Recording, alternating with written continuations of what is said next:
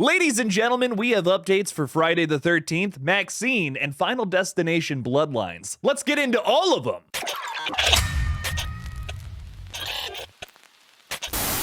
Welcome to the KillJoy Jake YouTube channel. My name is the guy who has a red mark on his neck and I have no idea what it is or how to get rid of it. And today we have so many horror updates to get into, but real quick before we do all of that, I want to give a massive shout out to my buddy Craven Something Scary who's going through a real tough time right now. A ghost face killer just stabbed his laptop, ladies and gentlemen. Dude is unable to make any of the Scream content he usually puts up on that page. So in order to catch the ghost face that did this to his laptop, we'll be hosting a live stream this Sunday at 3 p.m. Eastern, 4 p.m. Central. It's gonna be a whodunit fundraiser live stream this Sunday. It's gonna be a whole lot of fun, lots of games, a raffle, prizes you can win. Don't miss it this upcoming Sunday over on the Craven Something Scary YouTube channel. Your boy might even be there. Now getting into this first update, talking about a brand new film from a Cronenberg. I am a huge fan of this family. Both Brandon and David Cronenberg have put out some bangers just in the last couple of years too. I mean, oh my god, Infinity Pool, Possessor, Crimes of the Future, love these movies.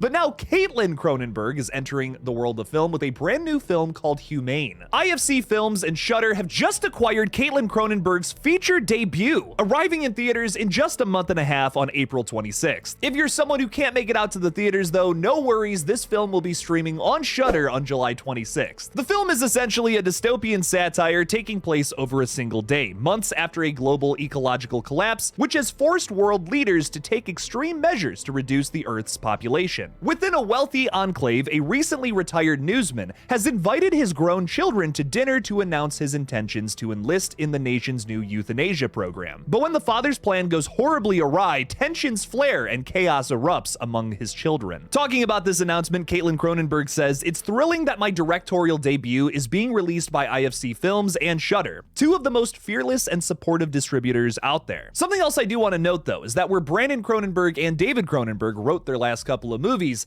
this one is written by Michael Sparaga, which I don't really know who that is. This is probably the only negative connotation I have about this announcement because I'm just not recognizing any of the other movies that he's attached to. But behind the camera, we have a Cronenberg, so I'm expecting something pretty phenomenal out of this. I hate to lean into that nepotism there, but when your father is one of the masters of horror, you probably have a better chance at making a killer horror flick versus just Joe Schmo. I am very excited to see how Caitlin Cronenberg finds her own voice in film, just like how Brandon has. I'm one that would argue so far that Brandon and David's careers are very different in the way that they do their movies. Highly anticipating this one, I cannot wait to see it in theaters. Now for an update that's probably gonna make a lot of y'all groan, The Unknown is coming out, a brand new horror movie based on that AI Willy Wonka experience that everyone's been talking about the last week or so. Now, if you have not gone on the internet for the last 6 days, you might have missed this unbelievably bizarre Willy Wonka experience thing that has gone viral. To sum it up real quick, over in Glasgow, there was all this like artwork for this Willy Wonka experience, like come take your kids to this like really cool candy-filled adventure thing, whatever. It was a total sham that ended up scaring children because of how low budget everything looked here. A lot of the characters looked like they were ripped right out of a horror movie, and now we have a production studio taking advantage of that. There was one character from all of this that stood out the most though. The internet has dubbed this person the Unknown, and it has absolutely nothing to do with any of the Willy Wonka movies, which I think is absolutely hilarious and very bizarre. Let's roll that clip real quick.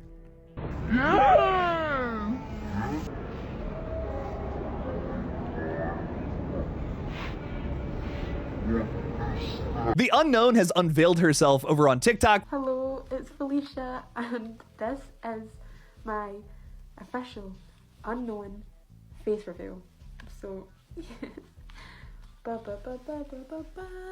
But a Scotland-based film production studio called Caledonia Pictures is looking to base an entire B horror movie off of this unknown character. Talking to Bloody Disgusting, Caledonia Pictures says, the film, gearing up for production and a late 2024 release, follows a renowned illustrator and his wife who are haunted by the tragic death of their son, Charlie. Desperate to escape their grief, the couple leave the world behind for the remote Scottish Highlands, where an unknowable evil awaits them.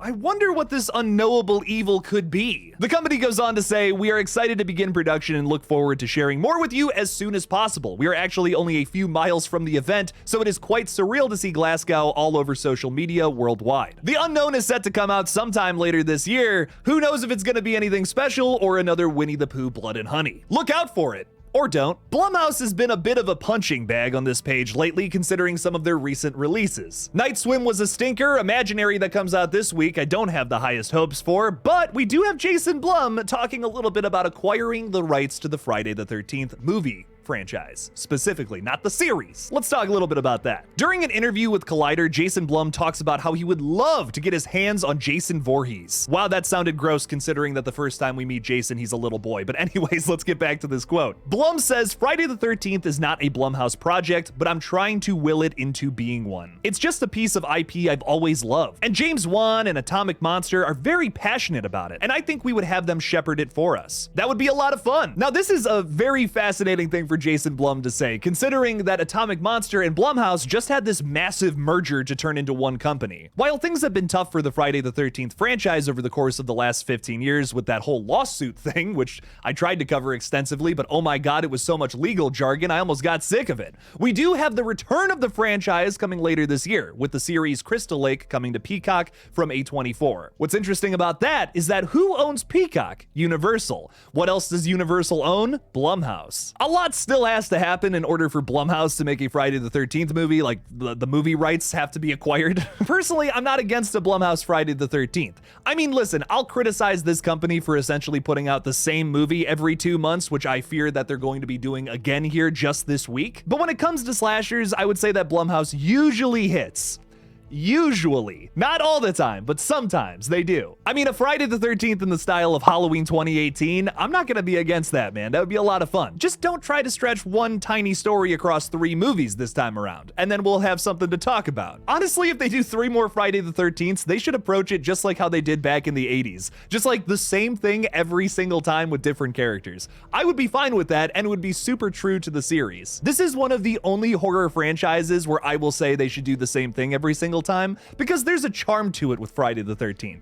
In other franchises, we're always trying to break new ground like Scream, but with Friday the 13th, you kind of get the same thing every single time with just a little tinge or a little twist to it. It's not a franchise that has ever really taken itself too seriously, so I'm kind of hoping that same energy flows through into this 13th entry, whenever we get it. That's just my thoughts on the matter though. I just want to see Jason killing a bunch of teenagers. Filming has just began for the 6th entry in the Final Destination franchise, Final Destination Bloodlines. While that title has me worried and screams direct to video, I am still excited for this. The Final Destination movies are hella fun. Producer Craig Perry announced this week that after a long, hard slog through the pandemic and the strikes, day 1 is finally in the can. 2025 will mark the 25th anniversary of the release of the first installment in the franchise. To honor the occasion with another worldwide theatrical release in IMAX, no less, is a rare and wonderful thing. See you next year. P.S. I know, Pet Sematary Bloodlines, but this is the title we've had for 3 years, and we're keeping it for now. Okay, maybe they're gonna change it.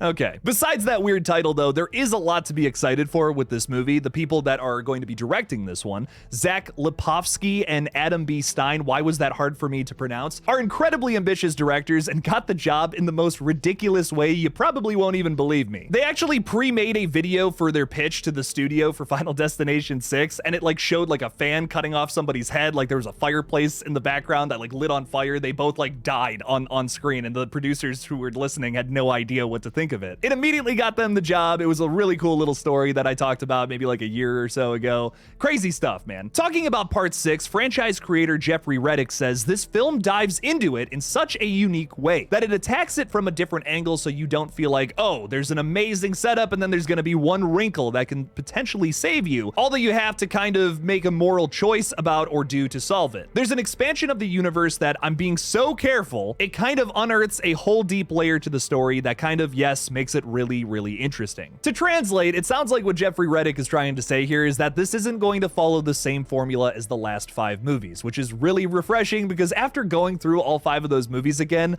wow, does it get tired by the time you get to the 5th one. It is pretty much the same flow in all 5 of those movies. I'm excited to see part 6 finally try something new. And finally, maybe the biggest update of this entire video is Maxxxine finally has a release date. Let's fucking go, baby! I'm convinced that Ty West heard me in my last video when I was like, what you doing, dog? We need a release date. And now A24 has finally given that to us. July 5th! This year is gonna absolutely fuck for horror movies, man. Listen, February and January were tough, okay? We had some rough releases in that time period. Lisa Frankenstein got us through, but oh my god, Founders Day was such a skip. Basically from mid-March onwards, we have some killer releases almost every month this year. As soon as Ghostbusters Frozen Empire and Immaculate come out the same weekend, it is just non-stop pretty much. I cannot wait for Maxxxine, especially after how good X and Pearl were. This is supposed to be the concluding chapter. Or is it? In my last Maxxxine update, I talked a little bit about how Ty West is interested in doing a 4th film. Maybe. So if this one does well, maybe the X trilogy turns into a tetralogy. Something you might want to keep a keen eye out for in Maxxxine is sequel setup. Between Ty West getting excited about doing another X film and Mia Goth saying that this script is easily the best of the 3, Maxxxine is easily one of the most anticipated films of the year for me. What do you guys think about all these fun little updates though? Leave me something about it in the comments below. Thank you all so much for watching this silly little video. Don't forget to like it and subscribe for more horror content in the future. Please consider supporting me on Patreon by clicking that link in the description below. And as always, don't forget to kill it out there, y'all.